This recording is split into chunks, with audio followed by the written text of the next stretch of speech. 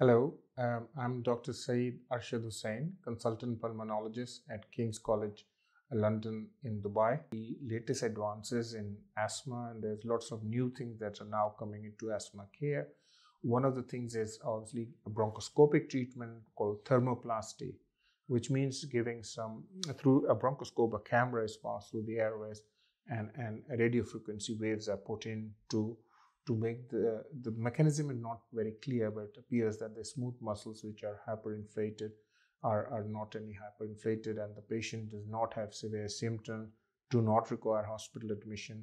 So that's a good move in asthma care, which is given through the bronchoscopic route.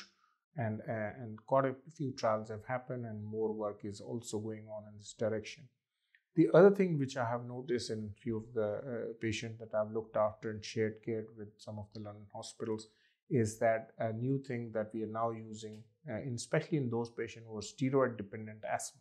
I did say that when other things don't work, the treatment we talked about, we need to give them steroid tablets, sometimes for 2 weeks, sometimes for longer use. These are prednisolone tablets. But some people who have got severe asthma do become dependent on these tablets. And it's very difficult because these steroid tablets have lots of side effects, including weight gain, thinning of the bones, thinning of the skin, indigestion, diabetes. So a lot of complications can happen when people are on tablet steroids. So I think it is vitally important that we try to get these patients off and identify what is making their asthma worse. So nowadays there are lots of biologic treatments that are also available for our patients, which could be given in the way of injections, and these are subcutaneous injections given some weeks apart. There are at least 4 or 5 biologics that are now available. It's quite expensive treatment and it's very new.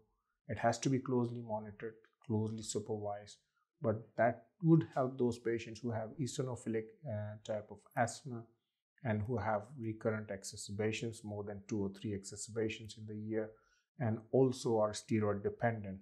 So the steroids could be slowly brought down and they're given the biologic treatment to try to take them off the steroids, and explain the steroids have very harmful effects, especially when given in the form of tablets and on a very long run rather than a short course. So these are the directions that asthma care is now moving to. So there are these drugs which are injected subcutaneously, and some have different timings of them. Some are 2 weeks apart, and we try to give these agents and see how it helps the particular patients. There are about 4 or 5 biologics now available, which were never available before. So this is the latest advances in asthma care.